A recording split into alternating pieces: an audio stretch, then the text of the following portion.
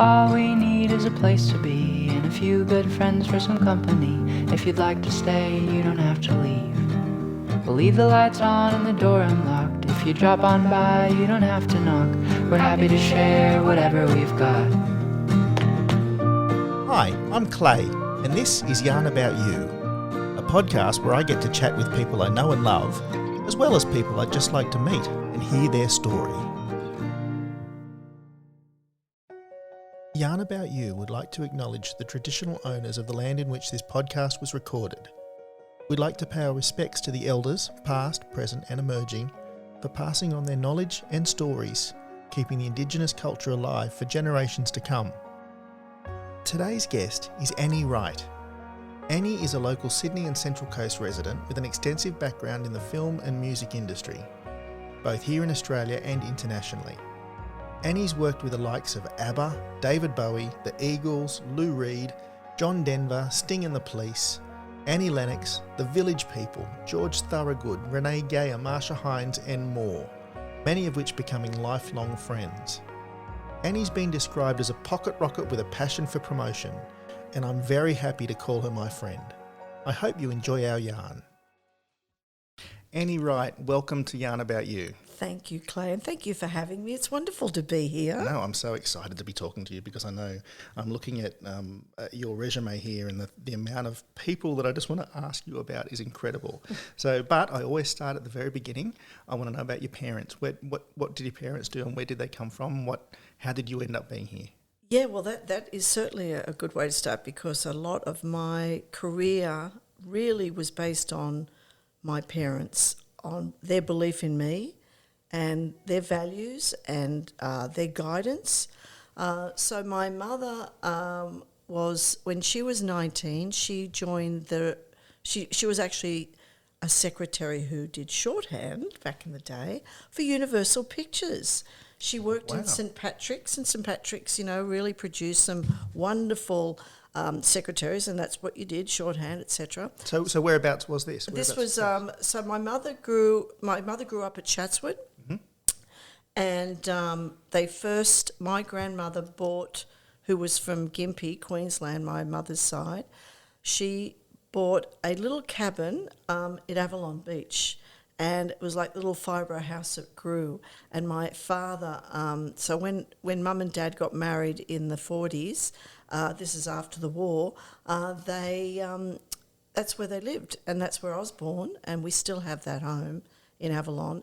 My sister has it now, but it's definitely not a cabin anymore. It's grown up.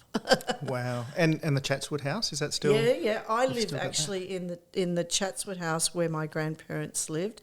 I was a 30s home, and I knocked it down and rebuilt it in the 90s. And so we still have those two, and of course Copacabana. My parents built Copacabana, the house in the 70s. So we have 3 family homes. So they were very industrious. They were middle class. They weren't rich. They just knew how to, look after things, recycle, take care of that. We were all taught all of those things. Look after what you've got. Don't throw things out. It can be used for later and everything. So all those things were really useful, and take care of the environment. We were definitely looking after the environment. Copacabana, by the way, on beautiful beachside town in the central coast of New South Wales, about an hour north of Sydney. Yes. So it's very easy to get on that freeway and come up for a weekender, which is wonderful. So, and beautiful where we are, because we look straight out of the headland. And so my parents, before they got married, my mother was with Universal Pictures. She was the secretary to the general manager. That didn't mean a lot to me when I was a teenager at all, because it was so hot. But she said, I used to meet Errol Flynn and all these others. I was like, wow, yeah, who's Errol Flynn, kind of thing when you're a teenager. And but yeah, she used to write a lot of their releases and do secretarial, but she was more PR. She did a lot of publicity stuff, from what I've gathered years later. And then war broke out, and my mother went into the RANs. She was number 7 of the first 10 intake of the Women's Royal Australian Navy. Amazing. And she was 19. So then after the war, she returned, and they snatched her back to go back to Universal. So where did she go in the war? My mother was, she was stationed in Canberra, and she was also stationed, they sent her to Perth. In fact, the notoriety that comes from my mother is when she did Morse code and, the there's another, did-it-da-da, I can't remember the name of it. Mum would be shocked that I can't remember. But anyway, it is a form of Morse code. It'll come to me. Anyway, she was stationed when the Sydney, our famous Sydney ship, was destroyed. And she was on watch, and when they exhumed the Sydney in the 90s, my mother's testimony exonerated the captain. Wow. Because all those years they were thinking that was he complicit, was he negligible, and it was a German raider, but it was unflagged. Wow. So my mother they did a whole display on my mother in the War Memorial about her time there. They had her uniform, they had all this information. This was only in 2005, I think I saw that, and she didn't pass away until 2016. So I took all the photos and showed her, and she was very, very proud of her war years. And my father so she met my father after the war, and he was in the Navy as well, and he fought in the Coral Sea and during the war. So he saw a bit of action, nothing really heavy, but, it was some serious stuff. And so my parents, I'm a child of naval war vets, and I'm definitely a child of naval people. They taught me to be very orderly. It's a good thing. When you're a teenager, you don't want that. Absolutely. But when you get older, it's so good to be orderly. Absolutely. There's not enough of it these days, is there? I agree. So children, when did they come along? When did your parents decide to? Okay, my brother was first born. He was in I was born in 55, so he was born in 52, and so they were married in my mother married late actually in life. Really, she was 27. Okay. Yeah, but it was over the war and different things that was happening. She's got great memories of the war. She used to talk about the war all the time. Nothing like Fawlty Towers when he goes, "Don't mention the war." No, my mother used to mention the war all the time. And we've heard this story 100 times. When she went off in a special plane, and that she loved the Americans and the Dutch, and particularly, all the servicemen, they all, it was a great camaraderie. So my brother was born first. There's four children, and he's now, he's up in heaven, my brother. He died in 2014 of massive heart attack, but, I was very, very close to him. And I have 2 other siblings that are younger than me, and all of them got to experience my journey in my life with the entertainment and the rock and roll artist. Absolutely. All of them, and my parents, because I certainly got brownie points, because when Perry Como came out in 76, my parents met him backstage at the Hordern Pavilion. So all of a sudden, I was elevated in my parents' eyes that, you're not doing it, all that music stuff really was, had some merit to it. We've obviously jumped now to your music and we can't stop. Yeah. How did you end up in the music industry, and when was it? Well, my mother, getting back to my mother, was, she was actually a women's lib feminist without burning her bra back in the day. I mean, she believed, and she taught me, which is what she'd experienced as a young woman herself at 19, we could do anything a man could do. In regards to, it was a very male-dominated industry, well, particularly the entertainment business, music industry. But my mother, she put that faith in me and I didn't have that. I didn't have that issue in my mind as a young girl that we're different and subservient and not equal to men. I understood the whole generational, the gender thing, but it just wasn't. I just never had that attitude that I can't do what they do. So that's where I got it from. So she found the job in the paper. And and how old were you then? I was 19, and it was an assistant. It was RCA Records, which end up being Sony BMG now. But my mother found the ad, and I'd already had a job. I was interested in English and art. That's all I was interested in. In fact, growing up, my parents never ever gave me a hard time for failing in school and wanting to get out of school, like failing as in subjects like science and economics and all that. I didn't want to go on to 6th year. I just wanted to get out and make money. But I did start working at Woolies, and I'll come back to that in a moment. So that was my first job. But I was at school, and I was 15. I was underage, but they didn't know that. They don't ask for your birth certificate. I just wanted to get money, earn money Thursday nights, Saturday mornings. I only ever wanted to work at Woolies in either their record counter or their lolly counter. And I was a little over 15. And their record counter didn't have all the pop top 40 chart records. They had a mixture of all the deluxe label ones that were, a mixture of, very, I can't even think the of the compilation word. party Budget. mixes. Yes, exactly. Budget records. It was all budget records. So it was not, and prior to that, I grew up, and that's why I was lousy at my homework. I grew up listening to a transistor. Did all my homework to the transistor. I had a transistor, little tranny going all the time. And I'd collect top 40s from 2SM, 2UW. So I loved music. I used to make a list of all my favourite songs and, save up my money for a record. And the first record I got was the Easy Beats, Friday on My Mind. Wow. And back then it was singles. So, we buy the singles, and then, eventually you get enough money, you buy your album. And so my parents didn't give me, we never got pocket money. We did our chores around our house and everything, but you don't earn your money for that.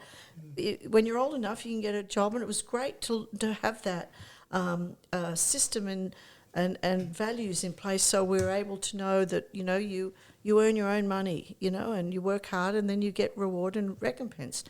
So when I was at Woolies, this was probably the first impression I got on how you can develop and guide people with music to get a reaction from them.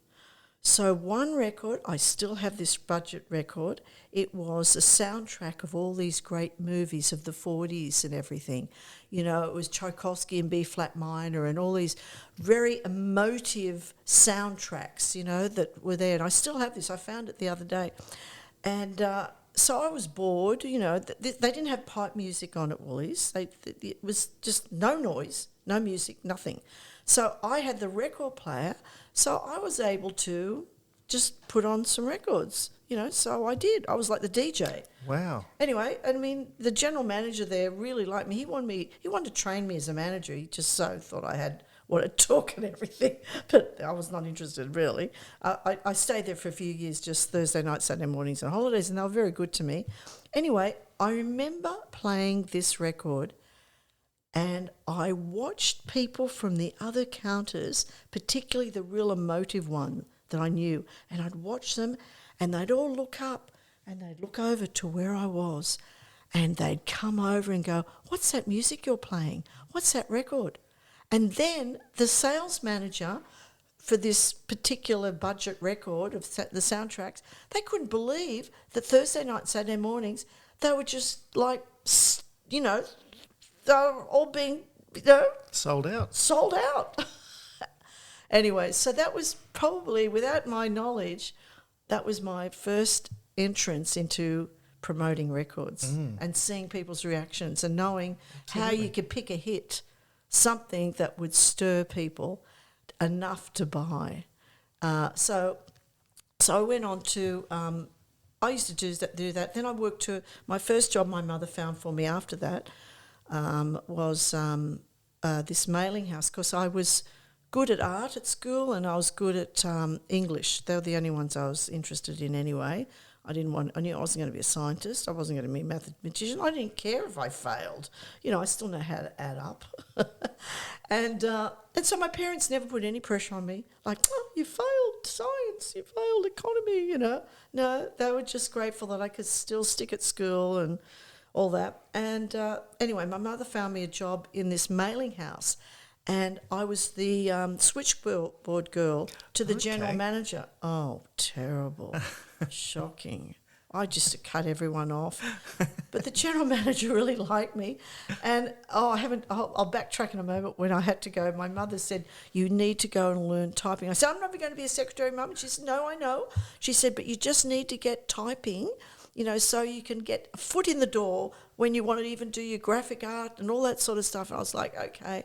So I did. So I went to, after my HSC, I went to St Leonard's TAFE. It was a typing school.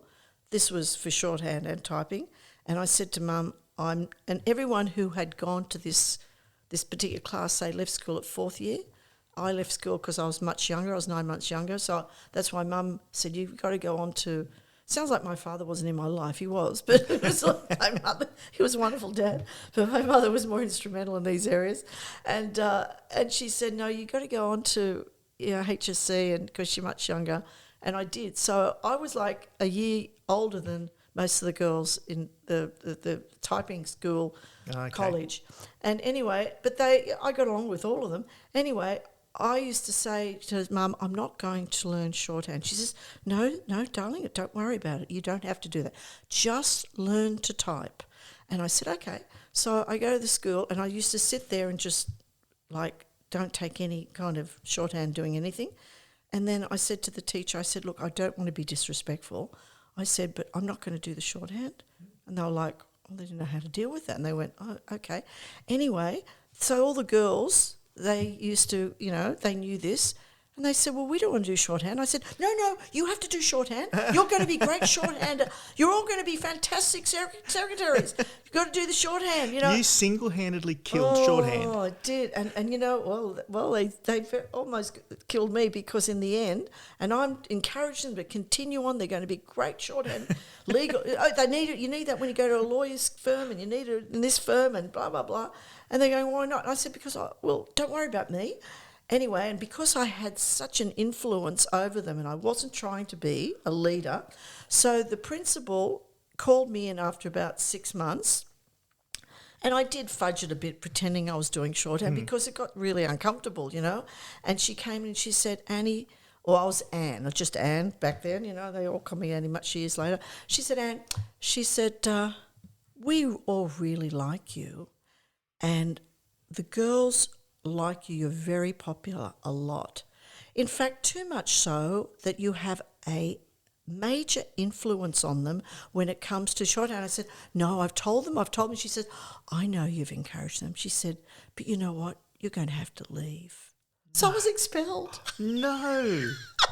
Wow. I know, but they said it nicely to me. And anyway, so this is after 6 months. So I tell my mother, and she said, don't worry. She said, you're going to be out long before all the rest of them, because I got out before the rest of them. Mm-hmm. So what a great mother, Anyway, so in the end, my mother finds me this ad in the paper after Progressive Mailing House, and I was a lousy switchboard operator, but they didn't mind. I learned a little bit about graphics there, and then I got bored, and then Mum found this job in the paper, which was at RCA Records, which is Sony BMG now. And this is, if I may, I'll read to you what it said. Absolutely, and I'll put this ad, if Annie allows me, Yes. On the Facebook page so everybody can see it. And have a laugh. So it's, and of course my mother found this, Assistant Advertising Publicity was the title. 17 to 19 years. Our very funky advertising and publicity officer desperately needs a cluey young assistant to help in all facets of her function. We require good typing speed, which I didn't have. And here's the good news, no shorthand. It was written for me. You'd be involved in national advertising, publicity, promotions, merchandising, local and international.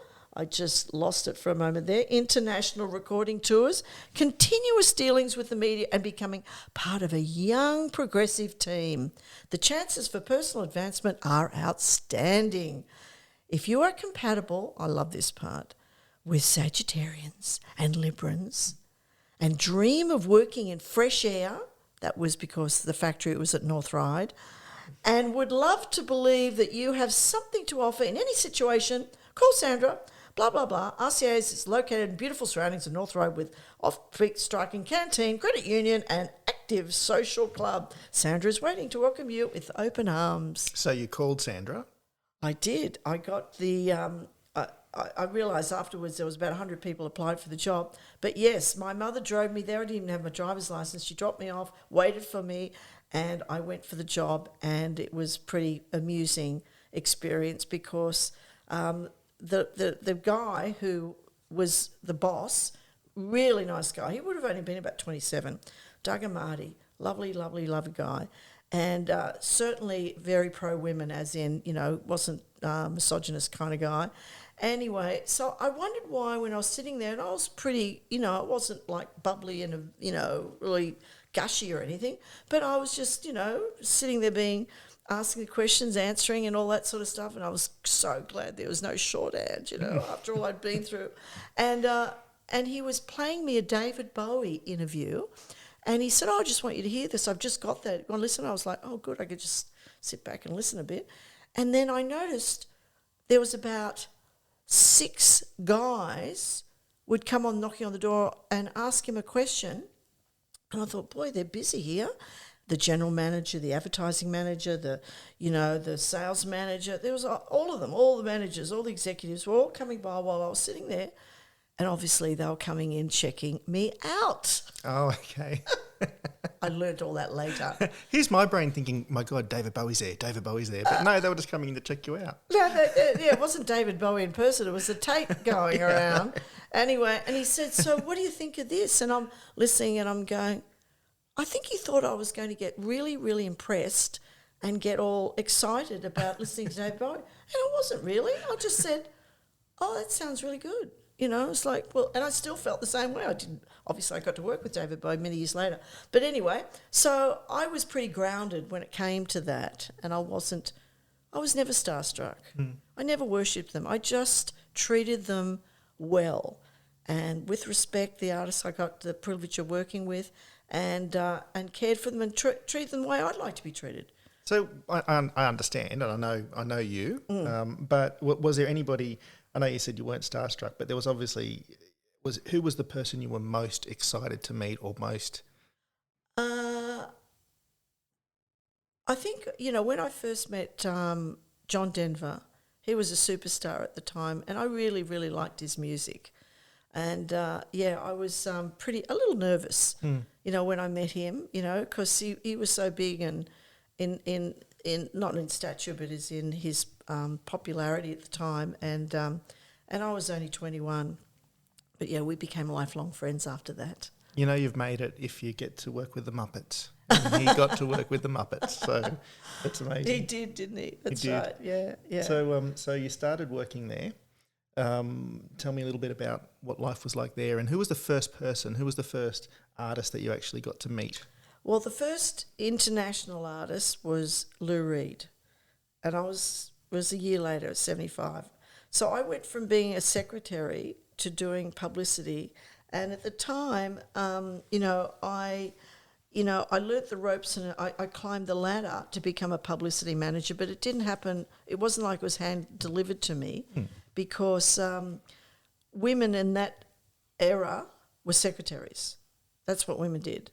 Women did not have any executive roles. They did not have anything. And I didn't even understand what publicity and promotions was. I mean, when I started, because I love music and because I had a natural ability to connect with people and communicate, I was actually involved in pioneering, because it was the infancy days of the music industry with regards to publicity and marketing and promotions, and compared to what it is today. But I was fortunate to be part of that era there, where you could take risks, where you could learn and do pioneering, developing and guiding careers of artists, both Aussies and overseas ones, because no one was telling me, no, you can't do that, we don't do that. And so I got a break only because Doug and Marty left, and so did Sandra. Right. Yeah, they left because he was in love with the girl that was had my position. She went to London, and he was missing her, and Sandra was in love with Doug. It was a real love triangle. No, seriously, I was there for about 9 months, and then we used to all do things together, like socially, but it was it wasn't really exciting at all, really. I hadn't met, I guess I tell you, I met Digby Richards, John Laws, all the Lucky Star, all the really top country music artists, and they're the first local ones. And then, of course, Renee Geyer, arguably our greatest soul singer that we've produced. Absolutely. And she's gone on to be a lifelong friend, where I end up, years later I managed her and was her publicist first, and then I was managing her as well. But back then, and I'll read you a funny story that was written in Good Weekend about Renee and I, which is pretty funny. But it wasn't like I was climbing the ladder to go, well, I'm going to be a publicist or I'm going to be a promotions manager. No, there was a gap where no one was doing it, and I decided. And I had the sales manager, who was a very nice man, because a lot of these guys, bless them, they were really nice guys, but they were big beer drinkers, and everyone just went to the pub, especially Friday, right, the whole day off. And I was bored with all that. I didn't like drinking anyway. It was Moselle for girls, and I didn't like beer. And I never drank. And I found it all so boring, talking about nothing, and all the secretaries, and they were lovely, but I was just bored. I thought, this is not where I want to be. And I was in a record company, so it wasn't your standard. It was very conservative RCA. That's probably a better way of putting it. Nice people, really nice people, but if they probably hadn't gone, Doug and Sandra, and left after 9 months, I probably would have left. I would have gone, this is not where I want to be. I want to be art. I want to do my art.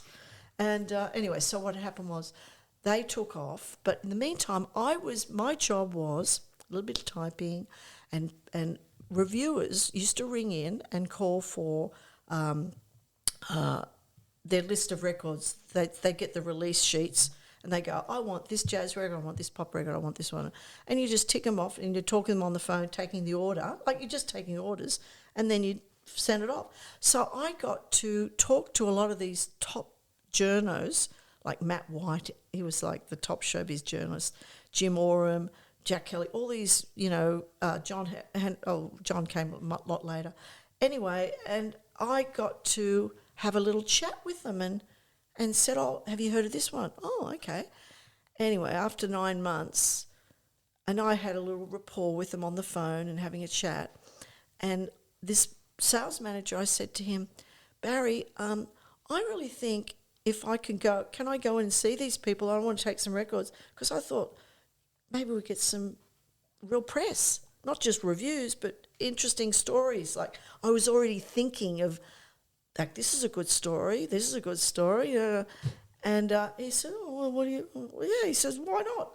And like, this is going to News Limited or Fairfax, and he said, why not? Or Woman's Day, I did those ones, ACP, and I said, okay, and I said, but I don't drive, and he said, well, you just get cabs and put it on expenses, we'll do expenses for you. So that's what I did.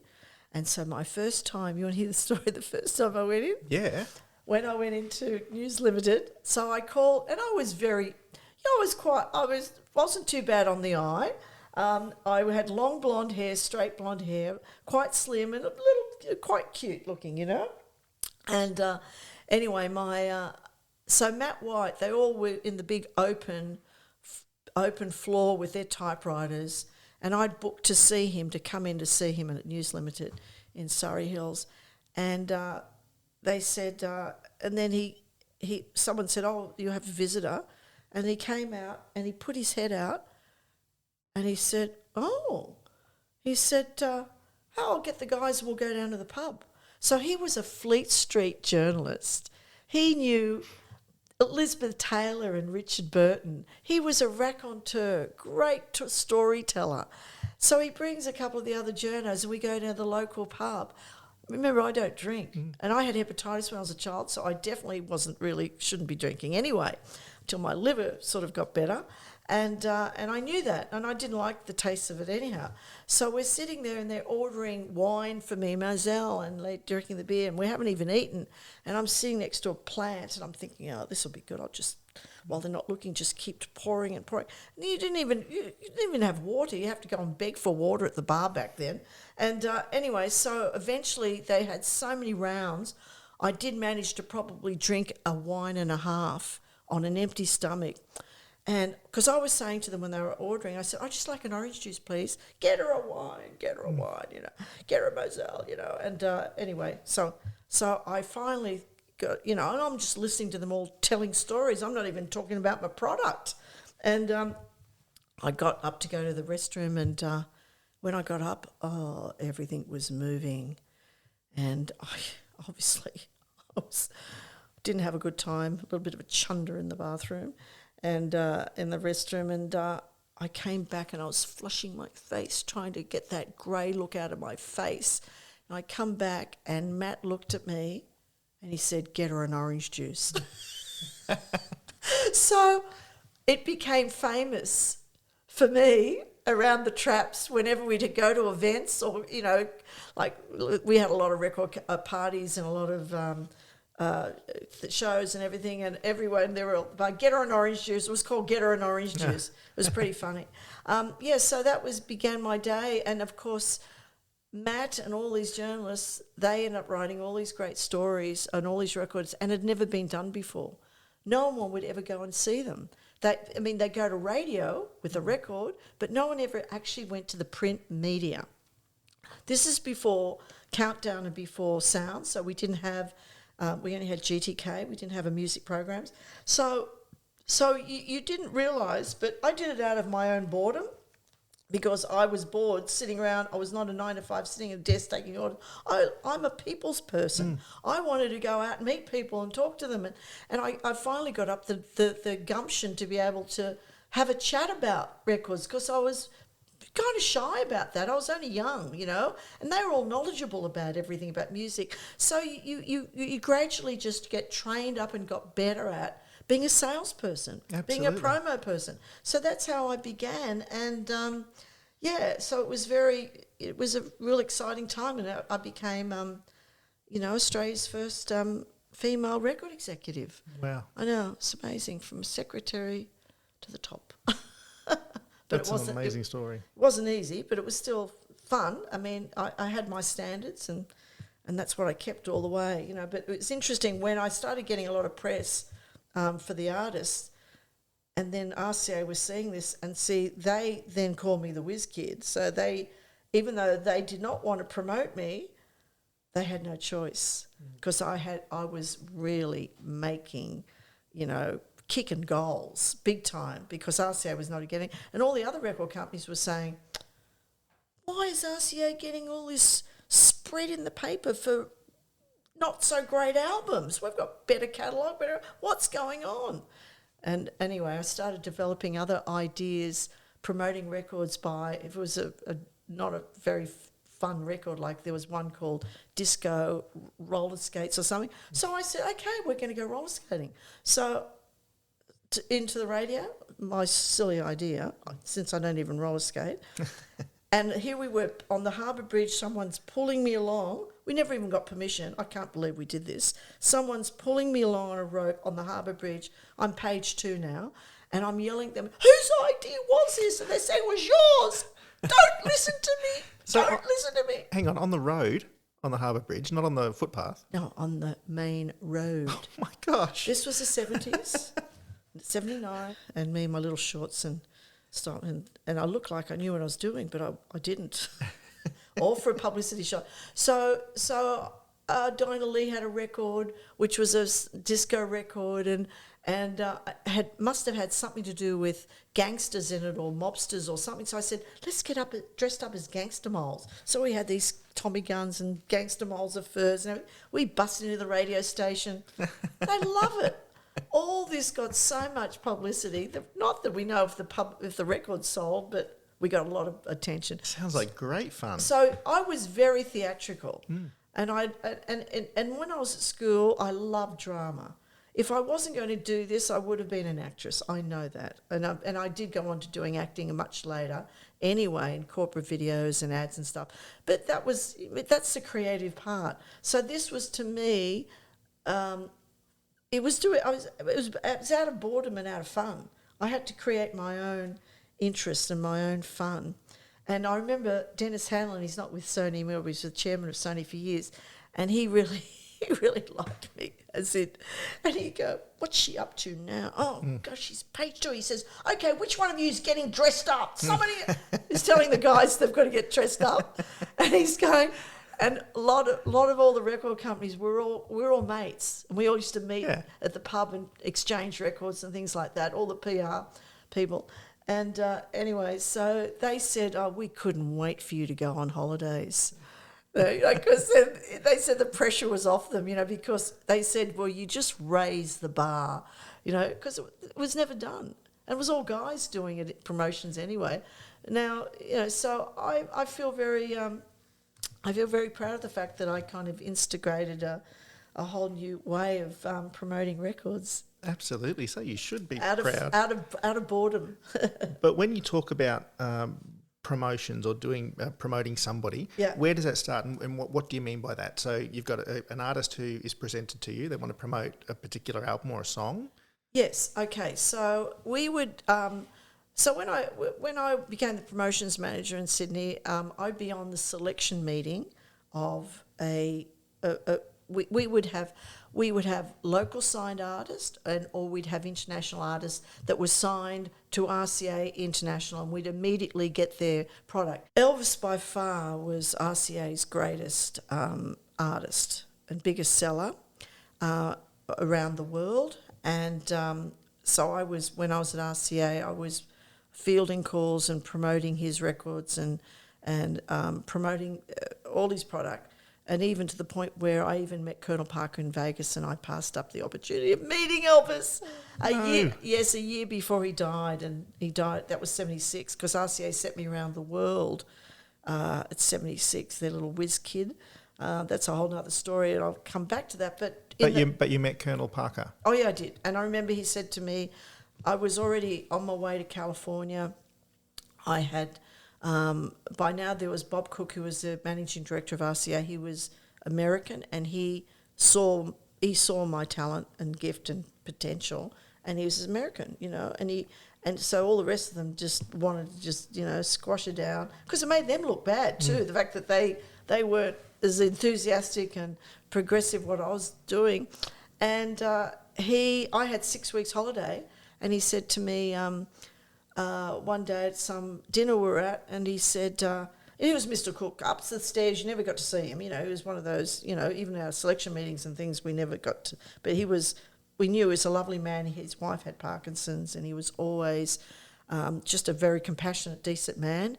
And anyway, one time he said to me, this dinner, he said, Miss Wright, how are you going? I said, Miss Cook, very well. And he said, now, you've got, he said, what are you up to? And I said, well, I've got 6 weeks holiday, and they said I have to take it, work-wise, because there were so many artists I was dealing with by 2 years at this stage, and revolving doors it used to be, coming and going, and I never had time for a holiday. And he said, where are you going for your holiday, Miss Wright? And I said, I'm going to go to Bali. That's what you do at 21 if you've never been overseas.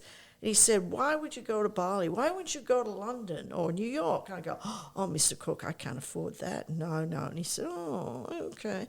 Anyway, so he comes back to me, invites me up to his office upstairs, and he said, Miss Wright, I've been thinking, how would you feel if we helped you, supported you on your trip, and we pay for your air and accommodation, and you go and meet all the RCA people in, all the different licensing companies in Europe, and London, and then you could take your holidays in between there. And I said, oh, Mr. Cook, really? And he said, yes. So anyway, he rings my mother. There's my mother involved. And then they work out a plan and ended up doing a round-the-world trip. And so I did it, and it was incredible. Wow. And so Perry Como put on a surprise party for me because I just worked with him in Australia. And how I treated them is, you asked about what we do. Okay, we used to, so he was doing a tour. So he was already sold out concerts, the crooner, Perry Como. Mm-hmm. And so we would make sure that we got publicity for him. But, you work in with the promoter at that. You get publicity, we can do anything. But as a PR, as a record company, we didn't have to sell the show. That was the promoter's job. Mm-hmm. We got the record sold at piggybacking the tour. But what I would do is I would take them to koala parks, organise a harbour cruise for them. I'd package up really nice little gift packs, and they weren't like, these days, if you have an overseas artist, they buy them some, $20,000 painting or something of, great Indigenous artist. And no, I was going, boomerangs, little koalas, all this sort of stuff in the 70s, and just give it to them, only because I thought they'd like, and they did, they loved it. Absolutely. They just loved that you were just, you spent so much time wanting to show how much Australia was wonderful and diverse and just made them feel welcome. So Perry Como so they did the tour. I did this whole tour. I had a limo in every country picking me up, everywhere. Go and listen to the record and go, okay, I like that. Let's send that one home, And we got a few hits from me picking hits in Europe. And anyway, it was all great. By the time we got to I'm leading up to Colonel Parker. So my mother, this vice president of RCA, Frank Mancini, and Bob Cook, the managing director, were the three that organised my trip. So my mother was in on everything because she was typing up what to do when I go to a place, and you could do the Rhine trip. We'll book your Rhine trip for you because that's your holiday part, and what do you do in Paris? And she did all the research for me. She was incredible. So I was able to have all the record company people take care of me, and then follow my mother's, travel tips, and I just had a great time. I was only 21, but I was very responsible, and I couldn't wait to get to the States, and I got to New York, and Frank Mancini, the head guy who was participating, because he was the one who introduced me to John Denver and to Perry Como, so he knew how well I operated with them, and then I wanted to get to California after New York. And because everyone wanted to go to California, it was Linda Ronstadt, the Eagles, James Dale, all those great country Californian rock acts, country rock. And anyway, they added Las Vegas onto my trip. I said, and I'm on the phone to my mother from New York going, Mum, they've added Las Vegas. I don't really want to go to Vegas. And here's my mother saying, oh, you've got to go to Las Vegas. And I'm holding the phone thinking, what, is she on something? Like, as if I would want, my mother would not be go to Vegas. Because it was, and for a 21-year-old, Vegas, believe it or not, was very uncool. It was in the 70s, it was a blue rinse set, it was for gamblers, and it was just, so what was Frank Sinatra? We love him now, but back then it was like, not a 21-year-old. So for my mother going, oh, you must go to Las Vegas, I thought, this is something very strange. So I said to Frank, Mr. Mancini, I said, why have I got to, he goes, I said, there's no record company rep there. And he goes, oh, no. He says, but you need to experience Vegas. I went, oh, okay. And I said, someone's going to meet me? He goes, don't worry about it, we've got it all organised. So I have the, Hilton limo comes and picks me up. This Hilton was the big hotel then before all these others. And it was like, there was 3 sets of doors on this big Hilton, this stretch limousine, different from all the stretches now. And anyway, so they pick me up, they take me to my room, and I remember the room. I remember there was this is the 70s. There was a TV in the bathroom. There was a phone on the toilet. It was just wild. And a huge suite. And then I had a message to go to this suite at a certain time that afternoon. And I thought, I wonder what this must be their rep, And it was a surprise party that Perry Como and his manager put on for me. There was Anne Margaret, Paul Anka, Wow. Neil Sedaka, and all these other people. They're the three I did remember. Wow. And all these other people were in the area. Some were doing shows in the other hotels, and they did this for this little Aussie girl. Fantastic. I know. It was beautiful. It was really lovely. And that's when I met Colonel Parker. And Have you seen the movie? Oh, yeah. Oh, yeah. Do you think he was fairly portrayed? Oh, yeah. Yeah. And he, in fact, what was interesting, I was invited up on stage at the Evoca Theatre, but that's another story. Oh, okay. And I did mention about how I passed up the opportunity of meeting Elvis. I mean, I kept that secret for a long time. I thought, how could I? Anyway, Colonel Parker said to me, and I met him only because of being with Perry, he said, he's asking about Australia. He said, well, honey, he said, why don't you stick around and meet my boy? He'll be here in about a week. Who's going to be doing Vegas in 76. And I said, thank you, Mr. Parker, Colonel. I'll let you know. I'll get back to you. Get back to you? I went to California, and it was great because, see, I wanted to meet, people, and people asked me when I spoke about this on stage at Evoca, they said, well, afterwards they said, well, did you meet the Eagles? I said, well, no, I didn't meet them that time, but I did get to tour with them 2 years later. But the thing was, I was so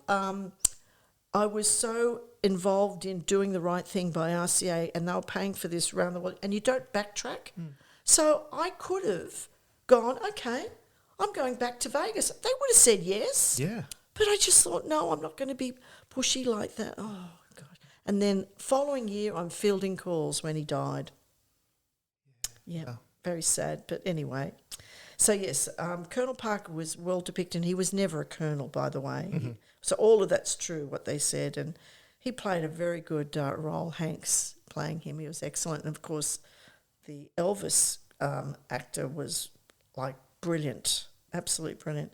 I remember when I was promoting in the 76, Elvis was Moody Blue style, and he was very big and very overweight. So, it was, I was in a different kind of headspace anyway. But still, it would have been interesting. I would have been in that inner circle.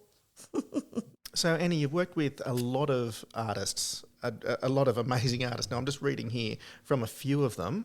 You're talking about Lou Reed, who you've mentioned before, David Bowie, John Denver, Annie Lennox, one of my favourites. She's just incredible. Is she as beautiful as she seems she is? She is the real deal. I met her when it was 79, when she was with the band The Tourist. Her and Dave Stewart, they were in a relationship at the time, and they had this band together called The Tourist, and they did the old Dusty Springfield song, I Only Want to Be With You. Remember? I only want to be with you. Absolutely.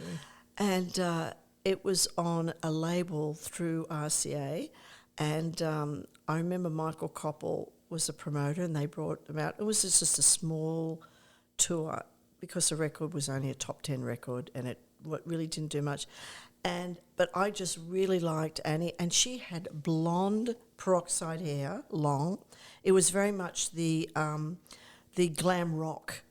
She was in a tutu, silk gloves, very theatrical, and she was just that great voice on stage, and I just treated her and Dave as if it was David Bowie or it was John Denver or it was any other of the artists that came through.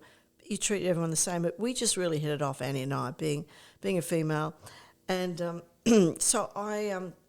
so she was very grateful for the care that I gave them, even though it wasn't like a big success, but they enjoyed live show wherever they could get it and touring Australia. Anyway, so she's Scottish. She writes to me in years to come, and letters by the pigeons, those days, and. Anyway, we wrote back and we'd be, communicating. And then as time went on, in 1980, I joined Mushroom Records, Michael Gudinski's label. He asked me to open the Sydney office because Mushroom's group is is Melbourne-based. I mean, the Mushroom Group is a record company, independent Australian label, as well as a touring company, Frontier Touring, publishing company, merchandising company, and also it has another Liberation overseas international artist. So when you join Mushroom, you also wear different hats. I was the manager of the Sydney branch, and I also became his Frontier Touring publicist whenever he brought out acts, and it was like the early days of Police. I remember Stray Cats, Devo, Madness, and it was Madness. It was like revolving doors of madness. UB40, many acts, and a lot of fun, really good. And George Thorogood, the Destroyers, and George has gone on to being one of my very dear friends, even to date. Anyway, back to Annie. So you're going to love this story. It shows how unpretentious she was. So time goes on. I moved to the States. Michael then posts me after 2 years at Mushroom in Sydney. He has a label through A&M Records we called it Oz Records, and he decided he wanted to post me there, that I would be his, representative, and I was pretty shocked because I was only 27. And I thought, wow, I've been to the States twice, but to him have the faith in me to run the label and tell those Americans what to do was a pretty good deal, for me. And but I think one of the main reasons why was I was his rock, and it wasn't the cocaine rock. I didn't do those drugs. So I know that had he knew me really well, and he knew that I was reliable and together and good operator. So I had a great relationship with the late, great Michael Gudinski. Anyway, so here we were. I'm now moved to the States, and this is 83. And, of course, Sweet Dreams, Eurythmics, is like the number one record. Now, you'll forgive me for this faux pas, lack of up-to-date knowledge of what was going on apart from Mushroom Records acts. So there was no MTV, all right, so I hadn't seen the film clip. Countdown and Sounds were ahead of the game because we were on air from the 70s, but MTV, even in the 80s, hadn't gone to air. I think it was probably 84 or 85, but this is 83. So I've just moved there. I've only been there a few months. I'm preparing a tour with Mental as Anything and Men at Work before they became huge in America. Anyway, I was doing a tour with Gillian Armstrong for Starstruck, the movie. I don't know if you ever saw it, but it was a really Absolutely, I did. Yeah, good film, and we had the soundtrack. So I was absorbed in getting settled, paving the way, breaking ground for my acts, and I wasn't really au fait with who was in the Eurythmics. Okay, I mean, I wasn't paying attention to the pop magazines, looking at pictures. There was no videos. Anyway, I had no idea Annie was in the Eurythmics. Okay, because her hair was carrot head top. Yeah, and short. Yeah. Okay, so here's what happened. So I'm in New York with Gudinski, and I'm signing the books. I'm signing the reception as I'm checking in, because there was a big new music seminar. That's what they call the music of the time. Spandau Ballet, Police, Eurythmics. All of it was called new music. They had to, Americans label everything. Anyway, so we were there, and I was going to be at this conference, and you've heard of Michael Chuggy, okay? Yeah. He was working for Michael Gudinski at the time. He was running Frontier Touring, his touring arm, and I was I was the director of Oz Records in the States. So we all had history. We all, I knew Chuggy really well, obviously. Anyway, so I'm signing in, and I look pretty much the same, as in, same blonde hair, and I hear this voice from behind me this woman saying, Annie, is that you? And I turned around and I see Annie, and she's got a cap on, so I can't see her orange hair, but I can just see this hat, and it's her face. And I go, oh, Annie, is that you? And she said, oh, Annie, what are you doing here? She said, oh, it's so good to see you. And I said, oh, Annie, it's so great to see you. And anyway, she said, oh, Dave's in the bar. He'll be so excited. She said, why are you here? What is going on? And I said, oh, Michael Koninsky, I remember him. He sent me over here. I'm working here. I'm living in LA now, and I'm working for this Australian label. I'm like an Australian ambassador for all Australia. She said, oh, how fantastic. Anyway, Michael Chugg spots me with the number one artist in the world at the time. He knows who it is, and as Eurythmics. So he comes like right up next to me, and I go, oh, Annie. So this is Michael Chugg. I said, he works with Koninsky, and he's a promoter, and he's standing there going, oh, this is gold. I'm with the number one, artist. And then she says to me, and I say to her, this is Mike Chugg, and she goes, hello, hello. And then I said, so Annie, what are you doing these days? No. And Michael Chugg nearly passed out. And without missing a beat, Annie goes, oh, Annie, Dave and I in this band, Eurythmics. And I went, I said, oh, that's you. Oh, you take your hat off. Oh, that's you. And I said, oh, right. I said, that's a great record we're doing. She said, oh, I'm glad you like it. You like it? And I said, yeah, it's really good. He's standing there dying. He's thinking, I can't believe these women. Anyway, but there you go. Annie Lennox, unpretentious. And from that moment on, we were just like in each other's pocket. So I went on the road with her as a girlfriend. She wasn't on our label, but we just hung out together at the Sunset Marquee. We used to sit by the pool. We'd hang out and have our cocktails. We talk about men. That's all we talked about. Why can't men be like us? Well, that's made my day, because to find out that Annie Lennox is absolutely wonderful is what I wanted to hear, what I needed to hear. Yeah. But was there anybody who was difficult to work with or difficult to deal with in any particular way? And just to go on about Annie, we stayed friends, and I did stay with her in London. So she was the real deal, as in a real beautiful woman, still is, and she's going to be part of my documentary. Oh, beautiful! Which will be the final scene of the documentary I'm producing right now, called Aussie Songbirds, and she'll be. It just came to me. I thought her song, because it's all about highlighting and exalting the female great artist of our day in Australia, from Joan Sutherland right up to Tina Arena Kylie and everyone in between. And I thought the song, Sisters Are Doing It For Themselves. So that'll be the finale. Oh, wow. We'll have a big concert at the State Theatre with all those artists that are still with us, and I'll bring Annie out for it. Yeah. Wow. Yeah. So she'll come. I know she'll love doing this, because she's been involved in the AIDS benefits and all things. She's really very, very involved in the care of others, and very pro, women's, rights and movement and everything like that, without being a real beat you up feminist type of woman. She's not. She's really beautiful. Yeah, and she's got 2 granddaughters now too. I follow her on social media, and I can see that she's just lovely. She is. She really is.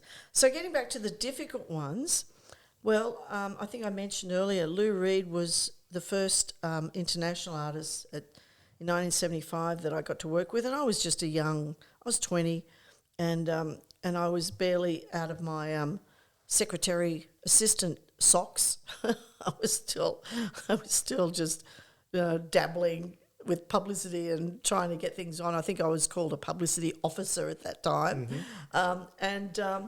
And he hated RCA International. And, of course, it just spilled over to RCA in Australia, and he couldn't wait to get off the label. And so so they didn't want it. They were absolutely terrified of him. Everyone was scared of Lou. They really were. And he had a lot of downtime, And so they said, well, you look after him. And I was going, well, what do I do? And they go, just go hang out with him and see what he wants. Take him roller skating. No, we didn't go roller skating. We went shopping for import records. Oh, okay. Seriously, we did.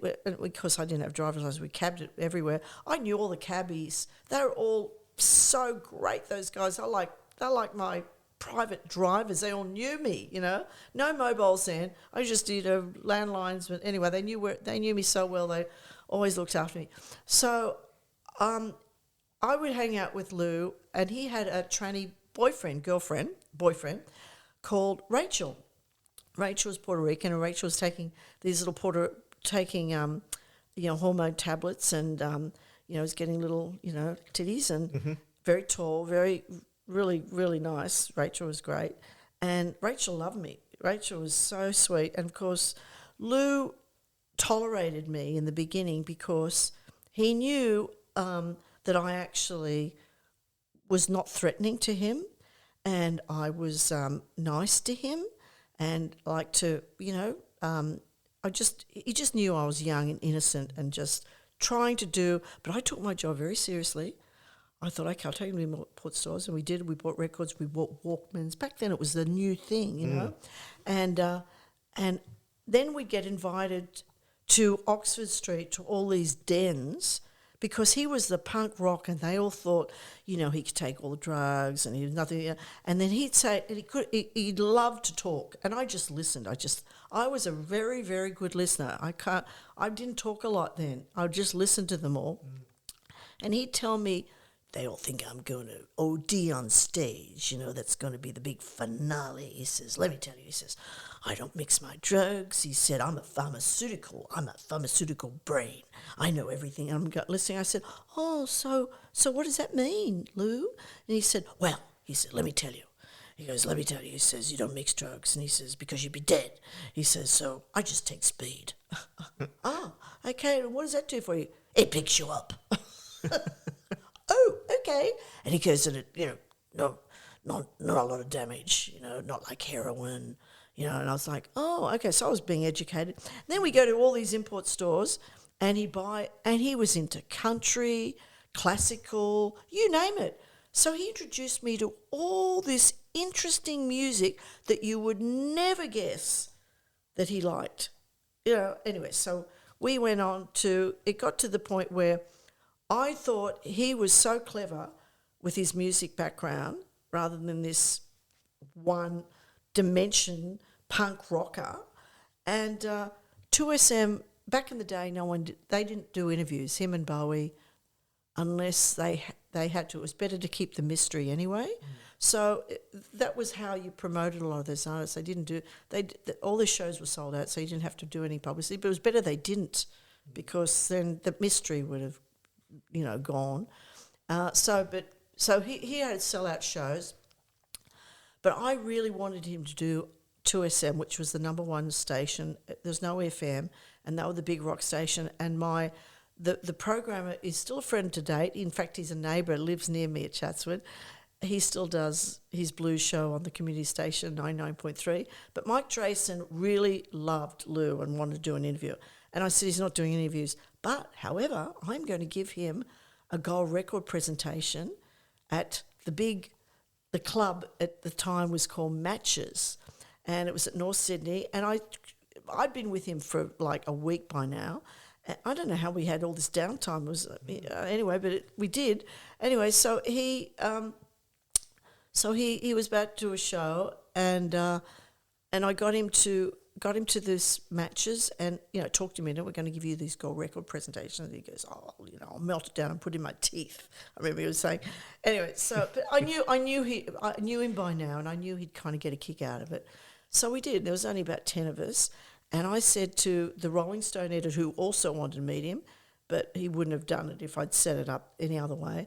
And then I said to these two, Rolling Stone and to Mike Drayson, I said, look, the 2SM program, we're going to be at Matches. You can be at the bar. We're at a restaurant there. It's open. I said, if he's in a good mood and I signal to you to come by, then that's what we'll do. But otherwise, there's no commitment, no interview, and that. I said, are you willing to take that risk? And they went, yep, okay, fine. So, all right. So anyway, luck would have it. We give him the presentation, we do all that. And then in the distance was this record label guy from Wizard Records who had Marcia Hines, Hush, Air Supply, Rick Springfield, all these others, and I was promoting them. It was through RCA. He's sitting next to Dobie Gray. You probably don't know who he is. He's this black artist that had this amazing song called Drift Away. Oh, okay. You remember Drift Away? Yeah. Beautiful song. Anyway, we're at this club, this, happening disco, nightclub matches at North Sydney, and there's not a lot of black people around, So he's sitting there, Lou, raving on about his usual rage about RCA and everyone else. No one knows what they're doing. Everyone knows, no one knows anything. And he's kind of on the downer from the speed, I think.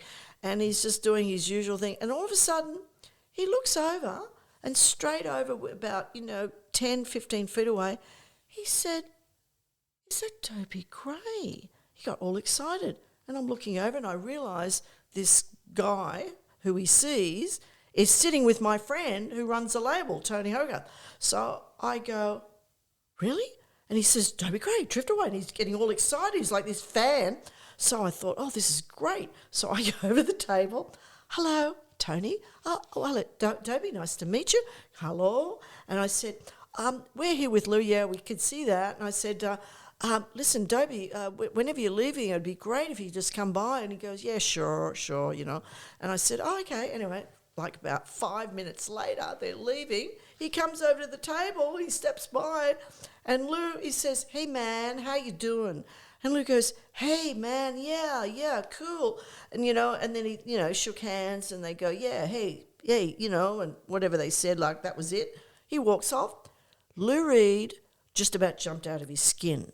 Oh, he was starstruck. I just met Dobie Gray.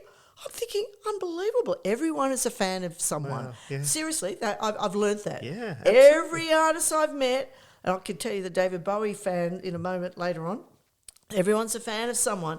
So he's so excited. He's telling everyone about it's the greatest pop record ever written and blah, blah, blah and everything. And I'm thinking, oh, this is beautiful. This is the perfect time to cue my friends at the Absolutely. bar up to the right. So I go over there and I go, "Come on down, just one at a time, just like you're wandering by, They did. And they went, "Oh, hello, Michael. Oh, hey." And I go, "Oh, can my friend's here?" And he goes, "Sure." He goes, "I've just met Dobie Gray." And then Jane comes by, "I've just met Dobie Gray." So we're sitting down and we're talking and we're carrying on. Oh, it was fantastic. It was great. Anyway, so finally we wrap things up. He's talking. They're all talking away about things, and he's in the best mood. And then Drayson says to me, "What are we going to do?" And I said, "I don't know, leave it with him. I'll just see how we go." And he's staying at the Shadow Commodore when it used to be there. And I said to him, he says, so he's on a high, this is Lou, and he said, "What are we going to do now?" And Rachel's sort of saying, "Oh, I'm going to go back to the hotel." And Luke goes, "Well, what are you doing?" I said, "Oh, Michael, he's a programmer of this radio station, and he said to me that I could come by and play some records, and we're going to do that." He said, "Oh, can I come too?" And I said, "Michael, Lou wants to come with us. Is that okay?" And he said, "Yeah, man." And he goes, "Well, can I play some records?" He says, I've got some. We've been shopping." You've got no idea. This is what it was like. And he goes, "Sure, man, yeah." And he goes, "Well," he says, "and they're at the hotel." I go, "All right, we'll get a cab and we'll go pick them up at the hotel." He goes, "All right." And I said, he says, "So what does this mean?" I said, "Well, you can play whatever you want and talk about all those songs you like." And he went, "Okay." So anyway, I thought I had him. I thought this is great. This is perfect. Yeah. Anyway, go pick up the records. We go back to 2SM. We happen to be in Clarence Street, 2SM. They're already in there. Lee Simon, you remember Lee Simon? He was great. Okay, he was the on-air jock at the time. So we're walking up with our bag of records that we bought, and he knew all the other songs that we were going to get from the library. And I go, and he goes, "I think Lou Reed has just walked into the..." You could see through the glass of the studio. And then I'm going like this to Lee. And then Lou said, I said, "Come on, let's go and stir him up," because he was in a good mood. And then Lou goes, "All right." And so he goes in. And then He goes, wow. He says, this is like 10:30 at night. We've got Lou in. Hey, Lou, how you doing? And all of a sudden, his voice just drops to this, I'm good. Yeah, man. Yeah. What's going on? Not a lot. And I was like, oh, here we go. Anyway, so that was that. Anyway, but, you know, it was okay. Lou was there and they got him on air. There. Anyway, so then we go off into the other studio to record this album. Now, how you record an album is, what it works is you pick out like 20 albums or whatever it is, and you then do an intro to say, I like this Dobie Gray record because it's this, this, and this, and then you drop the record in later. You do it later, okay? Because otherwise you'd be there all night. And I'm guessing that he was there all night? And that's what he wanted us to do. So he then says when we go, oh, no, you dropped. He says, you told me, and Jane Matheson from Rolling Stone's with us, and she says, you told me. And I said, yeah, right, well, yeah, that's right. And so Michael Drayson lasted till 2 a.m. and then he said, I've got to go. And he goes, you'll never learn anything. And then Jane Matheson followed and she said, you'll never learn anything either. And so she did a whole cover story, Rolling Stone, on this, which I will give you at some point, and you can put it up on the screen. Yeah, please do. It's very amusing. So here's the finale of what happened. I sort of indicate to him that, and I'm in the same clothes, and it's winter, and I'm like having the DTs at this stage. And I said, Lou, I'll come back. And he goes, no, I'm your responsibility.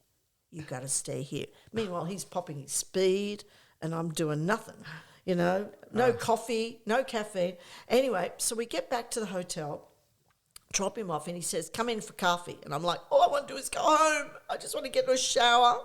Anyway, I'm obliged to him, and I walked in, and we sat down, and we got some coffee, and, you know, it's like about 10 a.m., and he says, and he's on the downer, and he starts the complain game, complaining about anything and everyone and criticising anything.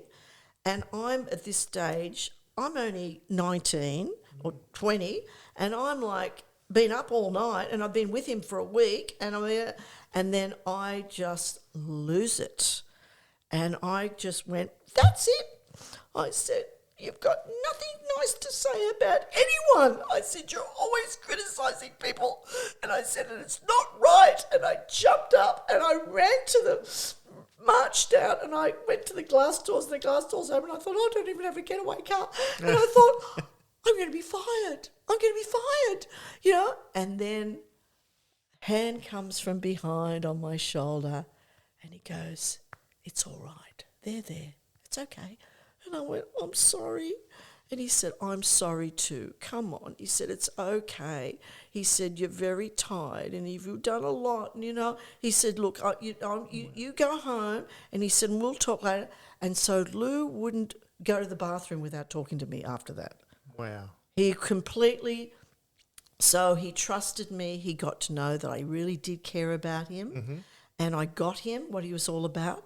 And in fact, what happened after that, so we got on really good after that. He probably never had anybody stand up to him either. No, I know. I know he hadn't. And here's what happened. So the next year, he was off the RCA label and he was on EMI, and we had his back catalogue, which was Transformer, you know, Walk on the Wild Side and such, and another record, Coney Island, and EMI had the new records. So when he came back to do a tour, he was now going to have media conferences and one-off interviews, and he said, I'm not speaking to any media unless Annie Wright's with me. So EMI was so excited. RCA were excited. The promoters were excited. They went, this is great. She's our go-girl. She'll make it happen for us. And then years later, I ran into him in New York when I was living over there, and we ended up having coffee and lunch together. We literally ran into, and he was married to Laurie Anderson. Mm-hmm. Yeah. So that's a good Lou story. And oh, it's an amazing story. I'll give you the Rolling Stone. So he was the first difficult guy, and Renee, at the same time, when she put out It's a Man's World, was the first female Australian that I work with. And, of course, Paul Kelly wrote Difficult Woman about her. I love Renee, and I got to meet her after she did one of her gigs up here at Lazot's. Oh, you did, And I said to her that, I can die now because I've heard you sing. She would have loved that. I said, I can die because I've heard you sing Midnight Train to Georgia. And she said, she just looked at me and said, yeah, a lot of people like that. and But no, I know. Do you remember what year that was? Because I was managing her during that time. No, I don't know, but I know I love the song. It would have been this century. Yeah, yeah. But no, she's just got one of the most amazing voices. But I know that she's famous for being difficult. And even that night when she was on stage, she was complaining about other artists and having her say, and she stopped the band and got cranky with them. And but wow, what a voice! Yeah, what a voice! What a voice! Yeah, she. In the States, because, our relationship has been, she was with RCA, she got off RCA, she moved to Mushroom. Mushroom then headhunted me to come over because they knew I worked really well with Renee back then. And I'll tell you a little bit of the Good Weekend story, the things that she said about each other, which was great. And I mean, I didn't want to do this interview, but Renee wanted it to happen, and I'm glad it did because it really, it was... summing up our relationship. And anyway, so we spent time together in the States, and then when I moved back, I ended up, I was her agent manager for a while in the 90s, but I've always been her confidant, her friend, and because we're both women in the industry that knew how tough it was, and even though we were opposites, we were very much opposites, and I say that in the Good Weekend story about what we had to say. But I love her because, yes, she's not diplomatic like I had to teach her, but she's real. She's Israel. And she's got a great sense of humour, very Jewish in her humour and her delivery. But I'll just mention how this came about was Sue Skelly was the... Mirror, back when the Mirror was around, rock journalist, and she knew Renee and I because I'm the go. Like even now, people if they want Renee or if they want Jack Thompson, they go me. Because I've had so much history working with them at different levels. I've been with you when an event's happened, and you start to get the phone calls. Oh, you have? Yeah. Where's this? I think it was when Michael Gudinski passed away. Oh, yes. You started to get phone calls from people wanting to... Yes, that's right. Yeah. Yes. But with Renee, so Sue knew our relationship and that, that I'd work with her and talked her through publicity and all that sort of stuff. So she was the editor doing the Good Weekend, the two of us, which is a well-known thing of two people. Now, how it works is... she interviews the two subjects separately, and she gives them the questions, and they have no idea what their answers are, and we're told not to discuss it with each other what the questions are, to keep it that way, and it makes it really interesting. But she came to me, Sue, and said, and this is only this century, and she said, we'd really want, the editor wants to do a story on you and Renee, and I went, no way. I said, no way. I said, you want me to talk about her? She said, yeah. And I said, I'm not going to talk about her. I can't say she was an absolute nightmare. I love her, but I'm not going to talk about that. I said, there's no way. I couldn't. She said, oh, come on, just ask her. I said, she won't do it. I know she won't do it. So I say, Renee, I've been obligated to ask you this. You know Sue, she wants to know, and I know what your answer's been. She said, let's do it. I said, are you mad? I said, we got to actually say how things were like. And she said, yeah, go ahead. I went, okay, all right. So we did. Anyway, so this is what Renee said about me. Annie was pretty, blonde, perky, bubbly, the absolute opposite of me. I was anti-perky, stupidly serious about my music. And she was from the record label. And in those days, they were sort of the enemy. Them and us guys, the musicians. But I grew into Annie. She's walked me through the PR valleys of doom and enabled me to emerge relatively unscathed. I was not easy to deal with in the early days. I never saw the benefits. The emphasis was not on image then, and my thing was being a singer in the band. Talking about yourself, about what clothes you wore and what nail polish was just not interesting to me. Droll trivia has become very important nowadays.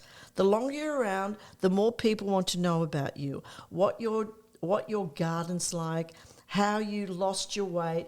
But I didn't think I ever made the connection between that and the number of people who turn up at your shows. Annie's strategy was shopping. A day doing publicity was always accompanied by a bit of shopping. Was there anything I really didn't want to do? Almost every single press thing in the 70s and 80s. You name it. The cover of Woman's Day with the daisies. I looked like Mr. Ed dressed up for the Melbourne Cup. I was dragged kicking and screaming into that hairdo, and there it was, the cover all over Australia for a week, and I hid for a week. The only good thing about that shoot was that they let my dog Googie in a couple of the pictures. Annie loved Googie. I have cats now because I'm on the road all the time, and now she has a dog. When my cat, Mr. Big, died, when I was living in New York, it was Annie I rang. It was the same day Jackie Kennedy died, and it was the worst day of my life because I loved Jackie Kennedy too. I'd see her on the Upper East Side all the time, looking so fantastic, so elegant. Within 2 weeks, I was on a plane out of New York to LA, and within a month, I was back home. I like this next part here. Annie is very sensitive, but she's a tough operator with a sweet pixie facade, and she knows how to do a 1-2 punch with a silk glove. Isn't that classic? Anyway, I tend to be. I'll put that on my tombstone. Yeah, perfect. I get things. She said. I tend to be a little less diplomatic, sometimes a little more loud in my delivery. I get things off my chest quickly and forget where I am and who we're in front of. Annie was my agent manager for a while, and that was fun. So it was really good. And of course, I haven't even mentioned what I said about her.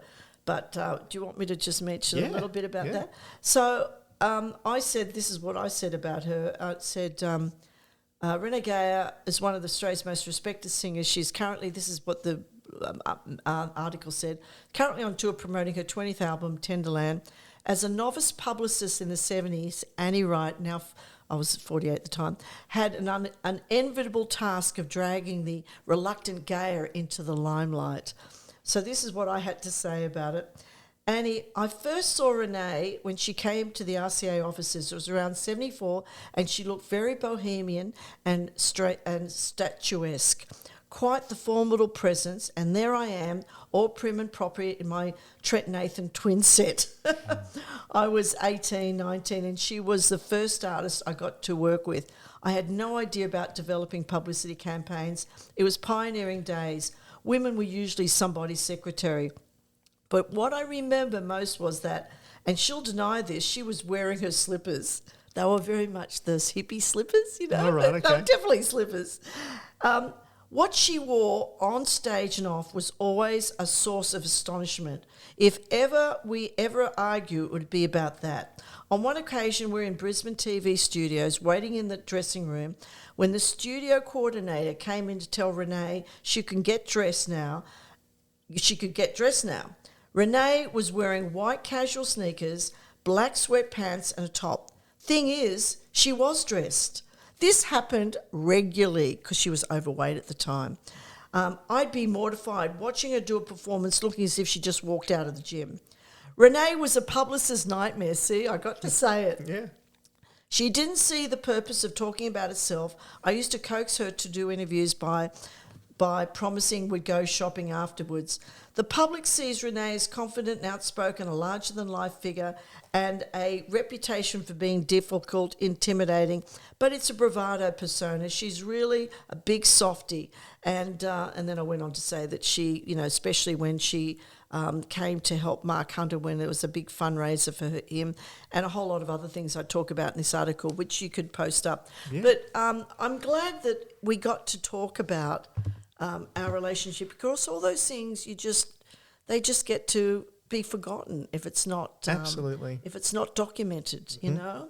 And so Renee and I have stayed friends all this time, but yeah, we were the odd couple, definitely. But it's just about the voice. I mean, everything about Renee is the voice. Yeah. And is it true that in the US they released her album without any imagery because people thought that she was a black lady with that soulful voice? Yeah, well, here the story goes, because I was around when this happened. I was in LA. John McLean, who worked for A&M Records, he was a black guy, really nice guy. He loved Renee, and he was helping her in A&R and everything. Anyway, she got a deal with Portrait Records, and he said to her, and to her Kadinsky and the rest, we're just going to put out a sampler of a couple of tracks and send it around to all the R&B stations and everything. Anyway, they loved it, and they had no idea she wasn't black. White Jewish girl. This is the 80s. And so they said, we're going to follow up with an album, but don't put your picture on. And Renee got really, naturally hurt by that, saying, no, I want my face on the cover. I'm proud of being a white Jewish girl and blah, blah, blah. But she didn't realise there was the same racial discrimination was between the blacks to the whites as the whites to the blacks. So as soon as they got the album with her beautiful smiling face, very white face on the cover, they dropped the record. Wow. Yep. So that was goodbye to your career on the R&B stations in the States. Yeah. Yeah, so she had a lot of unfortunate things happen, so she never broke it in the States. Can I ask you, because you mentioned once about Bowie, who was who did he love? Who was he the greatest fan of? There was a time when he was out here in 78, his first tour. I convinced him, it was a sold-out show, very big, I think, 3 or 4 Horton Pavilions. They were all sold out. There was no stadium back then. This is what we had. And anyway, he was like Lou Reed and like Jagger. They just never did interviews. And it was better that way, because it makes them more mysterious. You just look at their records, their covers, their style, and it keeps them that way. Anyway, I had looked up, found out all about Bowie, and knew he was a very talented artist. Not singer-artist, but a painter and artist. And, this is all through not Google. There was no Google. I don't know how I found all this information out, but anyway, I researched him up and found all this out.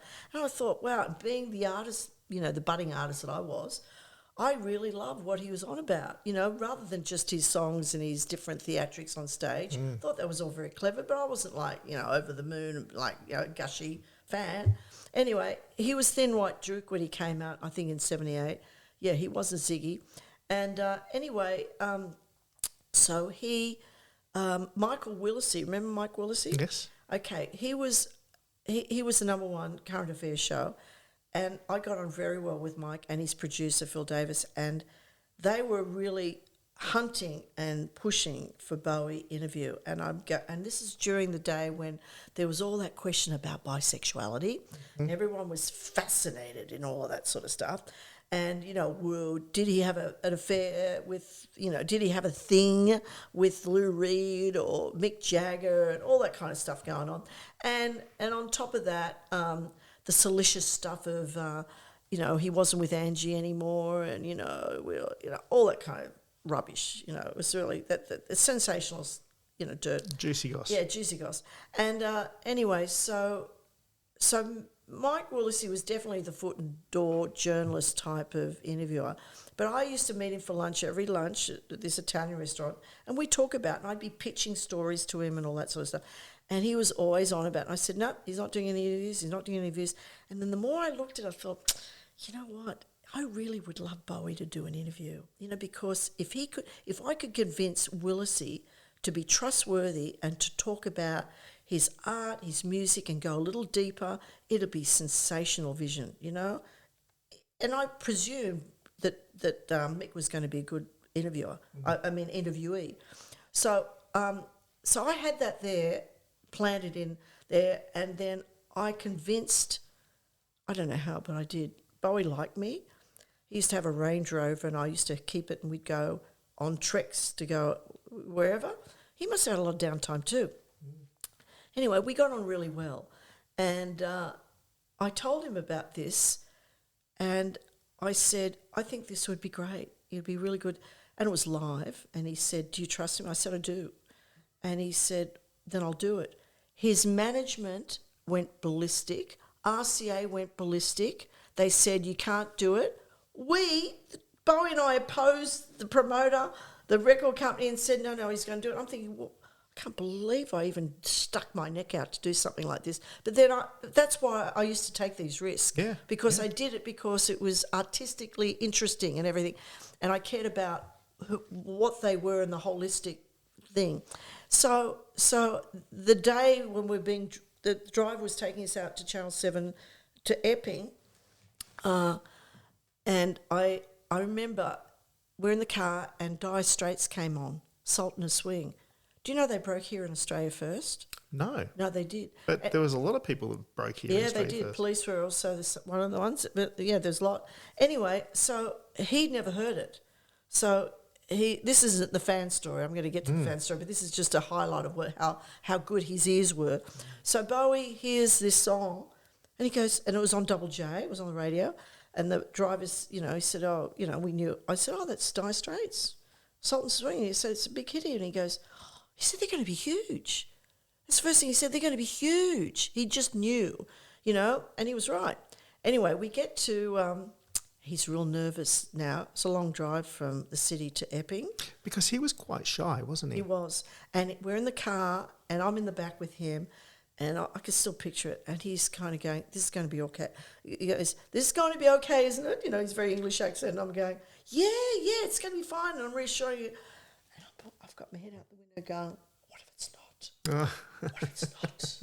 I'm thinking, that's it. I'll be fired. RCA told me not to do this. His manager told us not to do it. The promoter said not to do it. I said, that's it. What am I doing? And I'm reassuring, going, no, it's all going to be fine. It's all going to be fine. I'm going, he better not let me down. But I already got to Willisey. I really worked him. I said, you know what?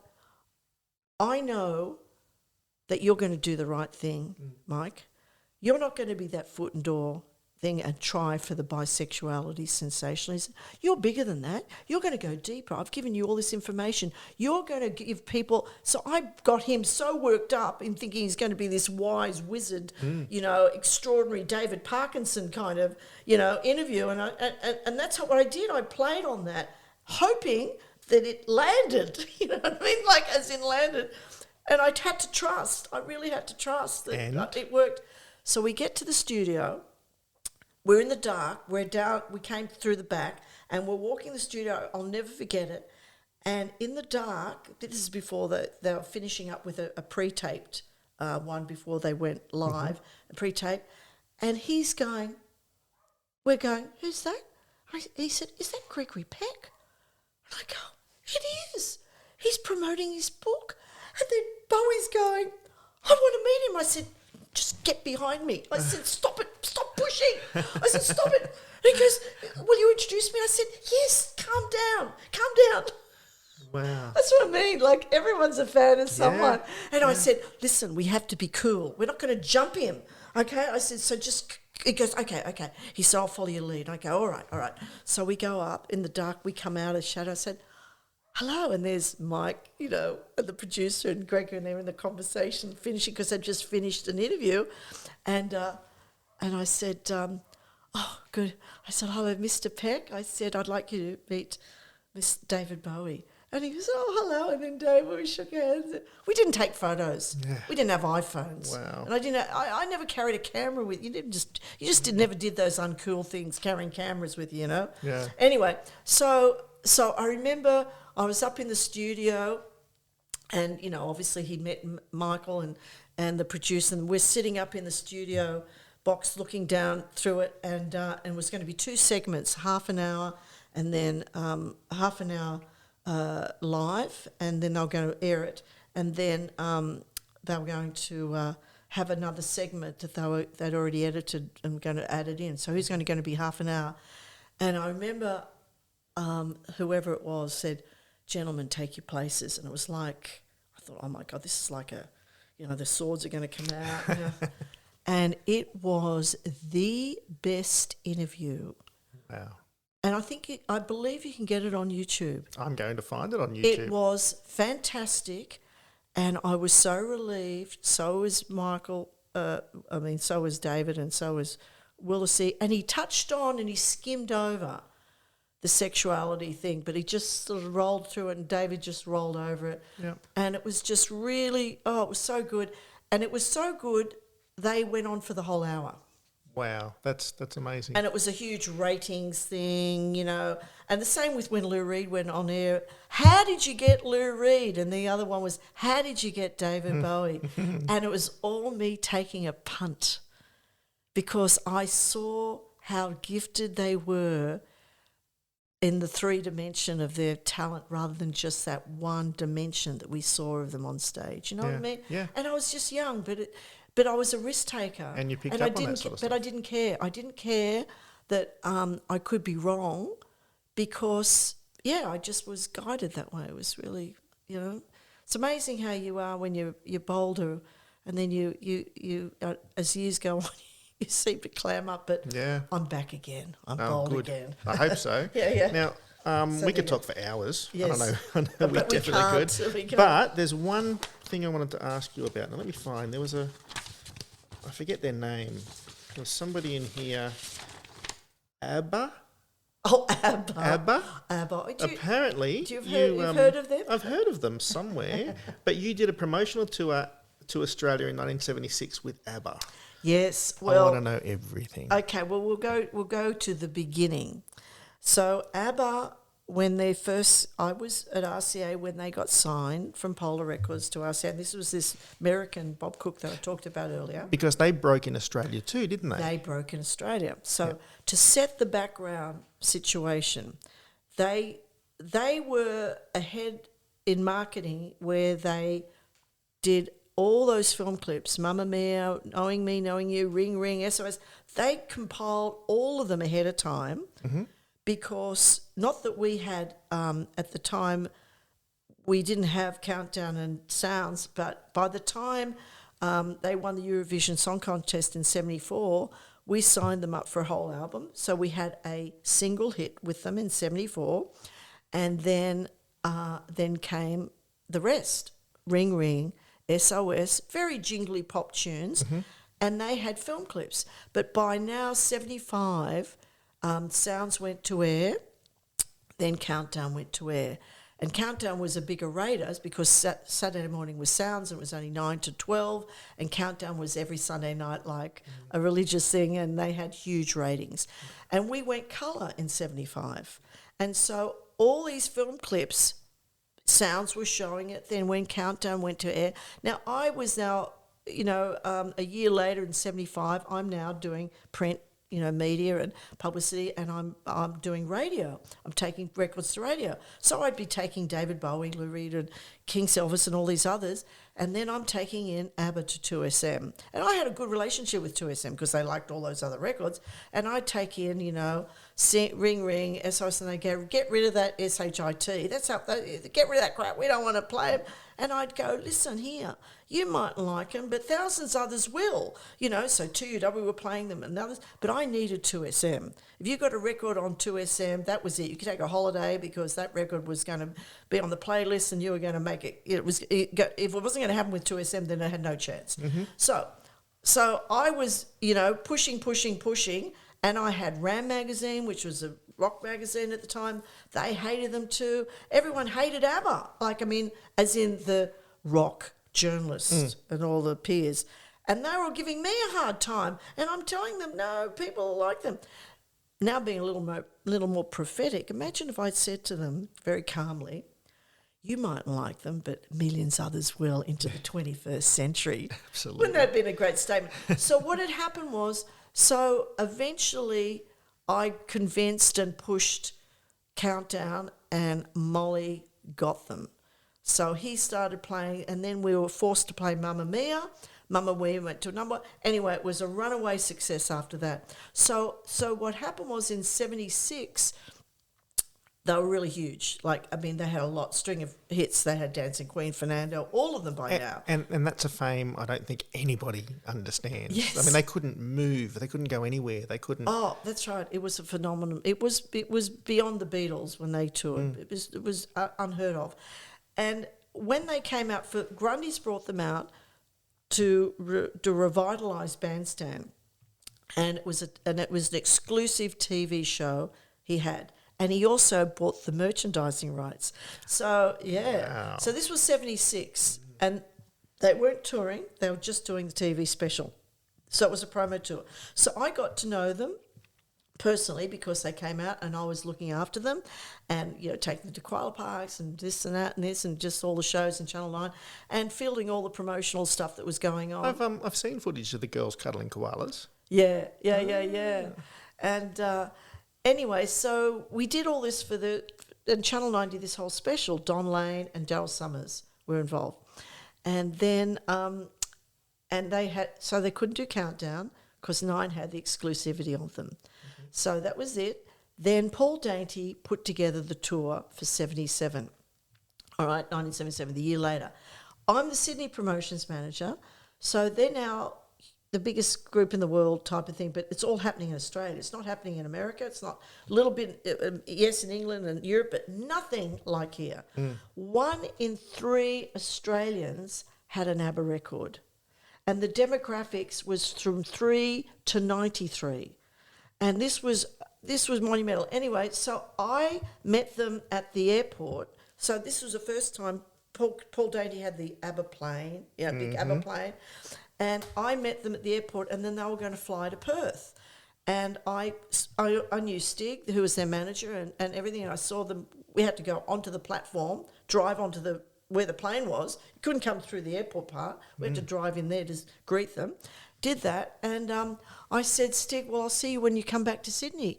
And he said, no. He said, you're coming on the road with us. And I said, now remember, this is 70. This was 77. I'd already been on one round-the-world trip with RCA, and those executives were like, losing patience and didn't like my notoriety and popularity and success, And I was 23 or something at the time. And I said, oh, no, Stig, Maury, the general manager, and Keith Crono, the national promotion manager, they're going on the road. I will see you in the Sydney because he says, no, you're coming on the road with us. And I said, oh. He said, I'm going to speak to Mr. Cook. And I'm going, oh, no, really? He said, I'm speaking to Mr. Cook. So, landline, he's ringing Mr. Cook. I get a call up to the stairs, up to Bob Cook's office. And I said, he said, Miss Wright? And I said, yes, Mr. Cook. And he said, Stig has said, Abba wants you on the road with them. And I said, I didn't do anything. And he says, I know. He said, but you're going on the road with Abba. Wow. So that's what happened. So I'm living at home, and I quickly, Mum, I'm going to get packed. I've got to make the flight, and had to go racing back to the airport to get on the one plane that was going. And so that's what it was. So I went to, we went everywhere from Perth, and we didn't have we couldn't leave the hotel. But I'll tell you a nice little story about a fan. There was a young guy who, I can't think of his name right now, but he's in the ABBA movie. What is his name? But anyway, it'll come back to me. He was a 17-year-old, and he was based in Adelaide, and he started the ABBA fan club. Sweet, sweet guy, and I'm feeding him all the information before they became huge, remember? And so I said to him, I'll meet you meet me this day, time, at the hotel, and I'll come and give you some more ABBA material when I got to Adelaide. Anyway, I told the group, and I got them all into my room. Oh, wow. And he had no idea. So I took him by the hand, and I came into my room, and there they were. Wow. He nearly passed out they had to grab him and give him an orange. It was so sweet. Anyway, so we were pretty much prisoners in the hotel room. We couldn't go anywhere. Yeah, so you were definitely in. Well, it says you were in the inner circle. Yeah, I was in the inner circle, and then what happened was, so we finished the tour, and it was great. And then the following year, they were so they showed their appreciation and gratitude for what I did by flying me to Sweden and to holiday. And I took my 17-year-old sister, and we went to their island. Yes, you told me you went on the island. Yeah, and their island's like a rock outpost. It's not like there's hundreds of islands. There's thousands. There's not palm trees and everything. So Benny, he took us over, and the little shack that they have. There's quite a few little shacks they had on their island, where they stay, and we had our own, and that one of them's a studio where they record. And I'll tell you a funny story with Benny and Frida. They're the ones I was much closer with. They spoke really good English, and Benny was really very gregarious and a lot of fun. Bjorn was a lot more reserved. They're all reserved, but they were more reserved, the Swedes, these particular. And Agnetha was a lot shyer and quieter and didn't speak very good English. Yeah, she couldn't speak English, but she sang in English. Yeah, but she was an absolute delight. They really, really were beautiful people. Really lovely, very appreciative. And they couldn't believe the adoration and the love that Australians had for them that was genuine. They knew it was genuine because they didn't expect it. Anyway, this time when I was in Sweden, so they put on this big Swedish spread. This was at their place, Frida and Benny's, one night. And anyway, then we went to this in Stockholm, and then he said, "I want to take you out on the town," type of thing. Benny and Frida said. I said, "Oh, great."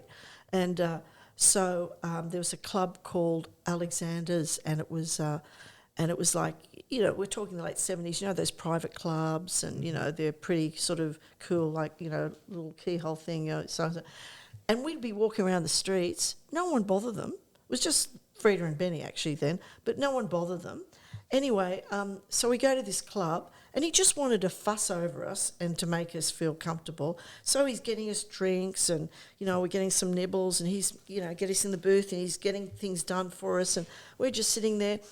And 2 booths behind us, this big fight breaks out, and he was mortified. He was going, I'm so sorry, this should never happen. I said, "Don't worry, Benny, I feel right at home." He got what I was talking about. Anyway, so I have great memories of them. I really do. And I didn't meet up with them again until Bjorn came over for the opening of Mamma Mia, the musical, not the movie, and that was in the 90s, I think. And I was there with Hugh Jackman and Deborah and Molly and, all of us, and we just all had a great time. And I caught up with Bjorn again. That was the only other time. So, yeah, and look how they have, been successful. And, of course, back in 2010, there was Abba the movie, which was a film crew we had on the road at the same time that was touring while they were touring. And so that Abba movie came out, I don't know, I think in the 90s or something like that. And anyway, it all went really quiet in the 90s. Remember, it was very not cool to like Abba. Yeah. They went through a whole period of that. So in 2010, I get this call from these young amateur filmmakers, and they said, "We're fans of Abba, and we want to do a documentary on how they broke in Australia." And I said, and they said, "We know that you're the one to speak to because of your, relationship with them and how you work with them, blah blah blah." And I said, "Yeah, sure." I said, "So tell me." And, when they said amateur filmmaker, something, no, fans, like, some people want to do this. And I said, "What's your narrative?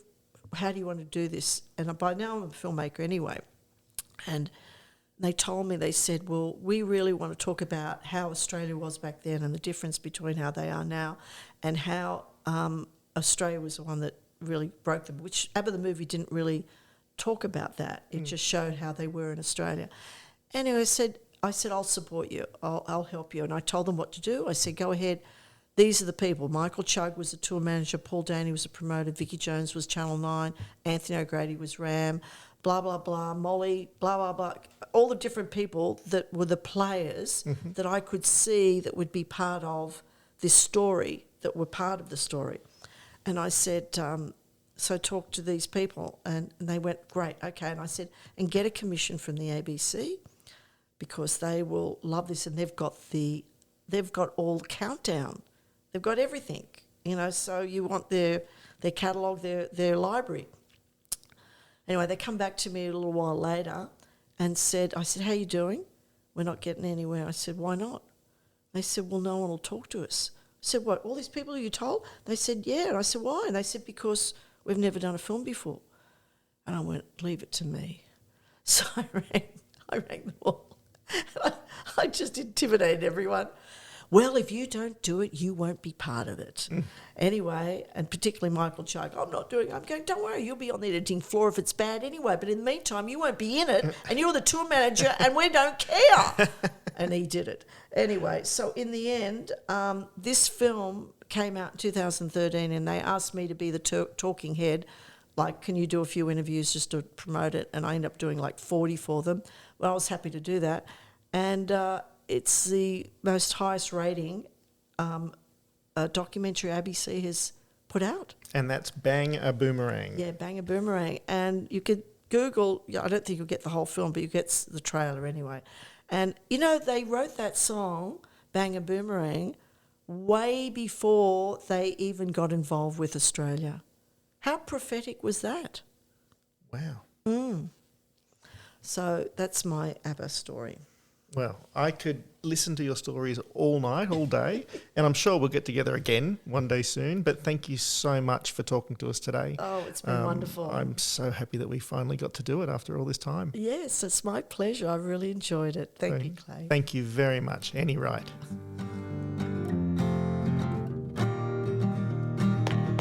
Yarn About You is a Centre Stage creative production. Follow us on Facebook by searching Yarn About You, or visit yarnaboutyou.com.au for more information about the podcast and our guests.